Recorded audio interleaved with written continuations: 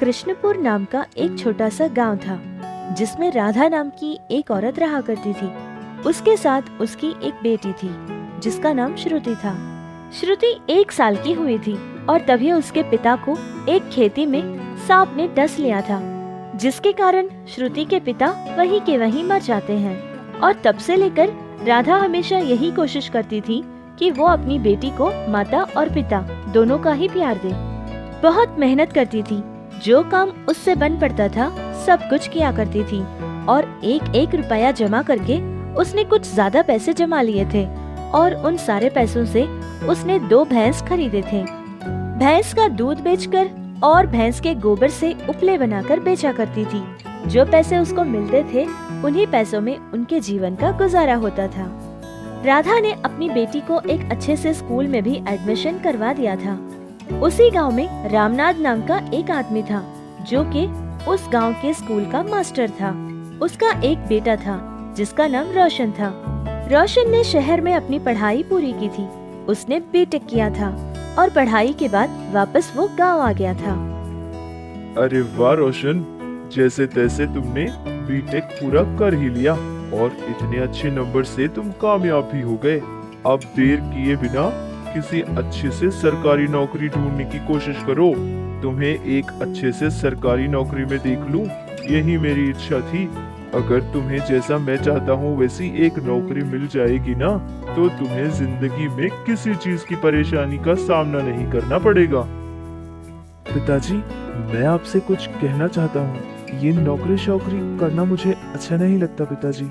मैं बिजनेस करना चाहता हूँ। मैं जानता हूँ कि तुम मेरे साथ मजाक कर रहे हो, लेकिन याद रखो, ऐसी बातों में मुझे मजाक बिल्कुल अच्छा नहीं लगता। नहीं पिताजी, मैं कोई मजाक नहीं कर रहा हूँ। मैं अपने लाइफ के बारे में बहुत सीरियस हूँ पिताजी। जैसा आप कह रहे हैं, अगर मैं वो करूँगा तो उसमें मुझे खुशी नहीं मिलेगी पिताजी। और अगर जैसा आप कह रहे हैं मैं वैसा कर भी लूँ, तो जितना मेरी सारी जिंदगी में मैं बैठकर कमाऊंगा, इतना पैसा मैं बिजनेस करके सिर्फ 5 साल में कमा सकता हूँ पिताजी। और वैसे भी नौकरी शौकरी अगर करूँगा तो सारी जिंदगी उनके आगे मुझे झुककर जीना पड़ेगा पिताजी, और ऐसी जिंदगी मुझे अच्छी नहीं लगती। मैं अपने बलबूते पे कुछ करना चाहता हूँ। मैं बिजनेस करके खूब पैसा कमाना चाहता हूँ पिताजी, और मैं अपनी जिंदगी अपने हिसाब से जीना चाहता हूँ, और इसी में मेरी खुशी भी है पिताजी। देखो रोशन, अभी तुम जवान हो ना, तो जवानी में ऐसी बातें ही करते हैं लोग। जब तुम्हारी उम्र बढ़ेगी तब जाके पता चलेगा कि जिम्मेदारी क्या चीज होती है। ये सब सोचने के लिए अच्छा लगता है रोशन। ऐसा तुम्हें लगता है कि तुम बहुत कुछ कर सकते हो, लेकिन अगर बिजनेस के नाम से तुम अपनी जवानी, अपना वक्त दोनों ही बर्बाद कर दोगे, तो आगे चलकर तुम्हारे पास कुछ नहीं बचेगा। बहुत मुश्किल से तुम्हें प्राइवेट में भी जॉब नहीं मिल सकता। इसीलिए कह रहा हूँ, तुम्हारी ये बच्चों वाली सोच बंद करो और जो मैंने कहा उसके बारे में सोचो। और हाँ, अगर तुम अपनी जिद पे अड़े हो और जो तुम चाहते हो वही करना चाहते हो ना, तो एक बात याद रखना रोशन, मेरे पास से तुम्हें फूटी कौड़ी तक नहीं मिलेगी। रामनाथ की कही बातें सुनकर रोशन को बहुत दुख हुआ था कि उसके पिता को उस पर बिल्कुल भरोसा नहीं है, लेकिन वो खुद अपने आप के बारे में जानता था कि वो कितना काबिल है। इसलिए चुपचाप वो वहाँ से दोबारा शहर के लिए चला जाता है। ऐसे ही पूरे 2 साल गुजर गए थे और इधर राधा अपनी बेटी की पढ़ाई के लिए और उसके भविष्य के लिए थोड़ा थोड़ा पैसा जमाया करती थी। सब कुछ अभी उनकी जिंदगी में ठीक ठाक चलने लगा कि अचानक राधा के दोनों भैंस की तबीयत बहुत खराब हो जाती है और वो ऐसे ही मर जाती है, जिसकी वजह से राधा फिर से बहुत परेशान होने लगी। अब वो दोबारा से 2 भैंस खरीदना चाहती थी, लेकिन उसके पास इतना पैसा नहीं था। अब वो कर भी कुछ नहीं सकती थी, जिससे उसने ये सोच लिया कि जो पैसा वो अपनी बेटी की पढ़ाई के लिए जमाया करती थी, उन्हीं पैसों से 2 भैंस खरीद लेगी। दूसरे दिन राधा बैंक के पास चली जाती है और जो पैसा उसने जमा किया था वो पूरा का पूरा लेकर घर वापस आ रही होती है। राधा बहुत ही घबराती हुई परेशान होकर उन गुंडों के पीछे भागने लगी, लेकिन वो लोग बहुत तेज रफ्तार से भाग रहे थे। ऐसे ही राधा भाग रही थी कि सड़क पर अचानक ही एक ऑटो आकर राधा को धक्का दे देता है, जिससे राधा वहीं के वहीं गिर जाती है और राधा को बहुत ज्यादा चोटें भी आई थी, जिसको देखकर वहाँ से गुजर रहे कुछ लोग राधा के पास भागे चले आते हैं और फिर राधा को उठाकर उसकी मदद करते हैं। फिर राधा बेचारी बहुत ही मजबूर होकर बहुत ही दुखी मन से अपने घर वापस पहुंच जाती है। फिर सारी बात अपनी बेटी श्रुति को बता देती है। कहने को तो श्रुति उम्र में बहुत छोटी थी, लेकिन फिर भी उसने अपनी माँ को हिम्मत दी थी और ये कहा कि परेशानी तो आती रहती है, सब ठीक हो जाएगा माँ, कहकर अपनी माँ को बहुत ज्यादा हिम्मत देती है। ऐसे ही कुछ दिन गुजर गए थे। फिर राधा इधर उधर जो भी उसको छोटा बड़ा जो काम मिलता था सब कुछ किया करती थी और जो पैसे मिलते थे उन्हीं पैसों में माँ बेटी दोनों कुछ खाना बनाकर खाया करते थे। लेकिन वो पैसा उनके किसी भी खर्च के लिए काम नहीं आता था, क्योंकि उसको मिलता ही बहुत कम पैसा था। ऐसे ही कुछ दिन गुजर जाते हैं। फिर श्रुति के स्कूल से खबर मिलती है कि उन लोगों ने कहा है कि श्रुति के स्कूल की फीस भरना है, अगर फीस नहीं भरेंगे तो वो श्रुति को क्लास में आने नहीं देंगे। ये सारी बातें सुनकर बहुत परेशान हुई राधा को कुछ नहीं समझ आ रहा था कि अगर वो अब करे तो क्या करे। एक दिन की बात है कि राधा काम करके घर वापस लौट रही थी। उसे रास्ते में अपनी एक बचपन की दोस्त नजर आ जाती है और फिर दोनों मिलकर बहुत सारी बातें करते हैं। राधा की पूरी जिंदगी के बारे में सुनकर उसकी दोस्त बहुत दुखी हो जाती है और फिर वो उससे कहने लगती है कि एक ऐसा काम है जो घर बैठकर कर सकते हैं और पैसा भी कमा सकते हैं। राधा ने पूछा कि वो कौन सा काम है। उसकी सहेली ने उसको बताया कि घर बैठकर समोसा बना सकती है, जिससे एक समोसे के उसको 5 रुपए मिलेंगे। ऐसा करने से उसको बहुत सारा पैसा भी मिल जाएगा। ये बात सुनते ही राधा ने इस काम को करने के लिए हाँ कह दी थी। राधा खाना बनाने की बहुत शौकीन थी। वो जो भी बनाती थी बहुत ही स्वादिष्ट बनाती थी। जैसा उसके दोस्त ने उससे कहा था, वैसे ही राधा ने दूसरे दिन से ही समोसा बनाना शुरू कर दिया था। हर दिन राधा के घर के सामने एक ऑटो आकर खड़ा हो जाता था। वहाँ से एक आदमी आता और राधा के बनाए समोसे लेकर चला जाता था। ऐसे ही कुछ दिन गुजर गए थे। राधा हर दिन सुबह काम के लिए जाती और दोपहर को आकर ये सारा समोसा बनाने वाला काम करती थी। फिर जब शाम के वक्त उसको वक्त मिल जाता तो तब भी वो कामों के लिए चली जाया करती थी।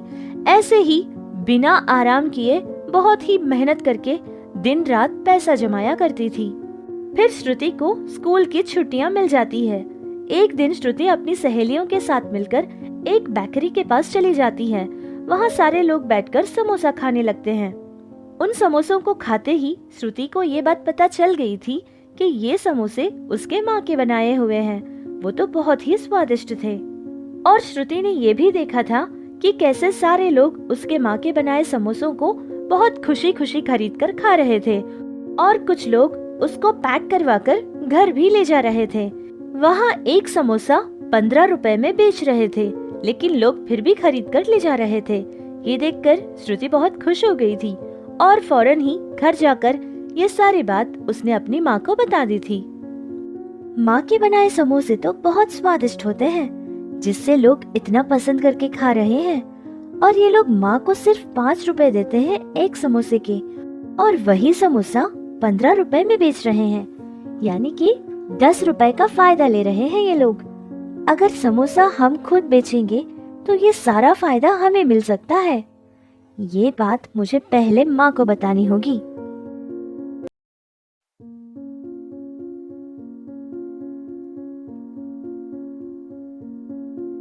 अरे मेरी बच्ची, तेरी सोच तो बहुत अच्छी है, लेकिन इतना काम मैं अकेली कैसे कर पाऊंगी?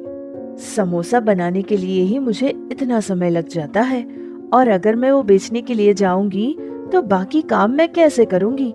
ये सब ना इतनी आसानी से नहीं होगा। अरे माँ, वैसे तो 3 महीने की छुट्टी मिली है मुझे। इन 3 महीनों में मैं खुद समोसा बेचूंगी। जैसा हम सोच रहे हैं वैसा अगर हमारा काम चलेगा तो उन पैसों से हम कुछ लोगों को भी काम पे रख लेंगे माँ, जिससे हमारा फायदा और बढ़ जाएगा। पहले तो राधा इस बात को मानने के लिए तैयार नहीं थी, लेकिन जैसे तैसे करके श्रुति ने अपनी माँ को मना लिया था। हर दिन सुबह उठकर श्रुति बहुत मेहनत करती थी और एक टोकरे में सारे समोसों को लेकर बाजार में जाया करती थी और उनको बेचा करती थी। शुरुआत में तो श्रुति को इतना पैसा नहीं मिला था जितना कि उसने सोच रखा था। बहुत कम लोग उसके पास खरीदा करते थे, लेकिन फिर भी श्रुति ने हिम्मत नहीं हारी थी। हर दिन अपना काम पूरे मन और लगन से किया करती थी और सारे समोसे बाजार ले जाकर बेचकर आया करती थी। धीरे धीरे लोगों को उसके बेचे समोसे बहुत अच्छे लगने लगे और लोग उसको पहचानने भी लगे कि ये लड़की के पास समोसा बहुत ही स्वादिष्ट मिलता है। ऐसे ही धीरे धीरे उसका काम बढ़ता गया, उसको अच्छे फायदे भी मिलने लगे। लेकिन श्रुति ने सोचा कि ऐसे सारा गांव घूम के बेचना थोड़ा मुश्किल का काम है।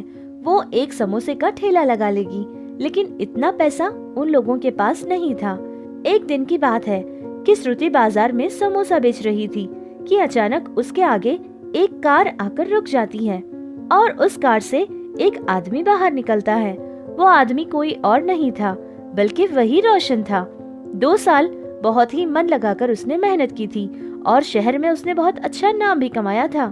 2 साल अपना बिजनेस करने के बाद वो अपने पिता रामनाथ जी से मिलने के लिए गांव आ गया था और उसने रुककर श्रुति से समोसा खरीदकर खाया भी था।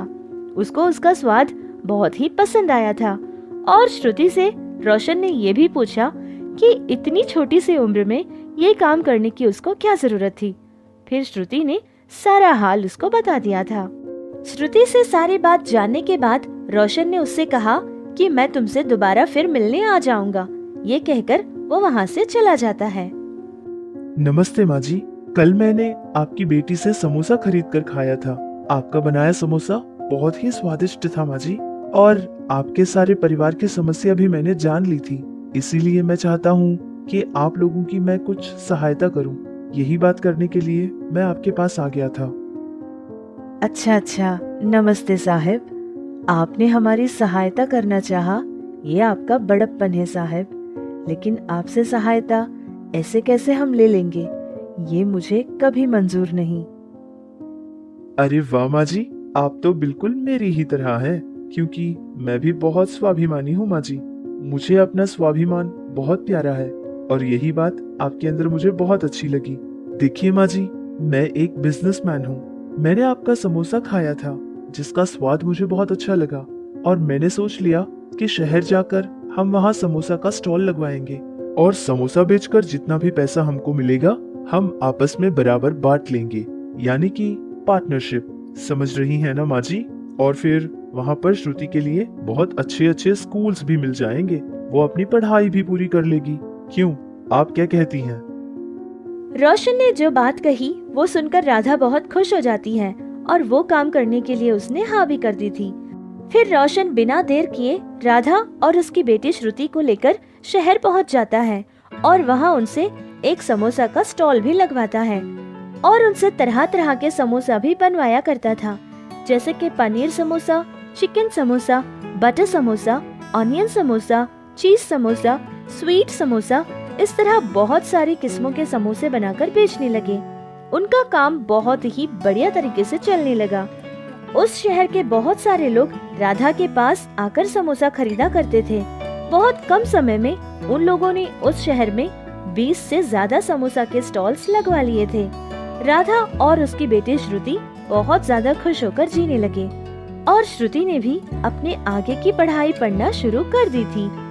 हम भी जब बाहर जाते हैं तो राधा जैसे बहुत सारे लोगों को देखते हैं जो कि मजबूर और लाचार होकर बहुत सारी मेहनतें कर रहे होते हैं। रोशन की तरह हम बहुत बड़ी सहायता न कर पाए, लेकिन जो हमसे बन पड़े हमें ऐसे लोगों की सहायता करनी चाहिए, जिससे उनको हमारी सहायता भी मिल जाएगी और उनकी सहायता करने की खुशी हमें भी मिलेगी। आप क्या कहते हैं, हमें कमेंट्स में जरूर बताइए।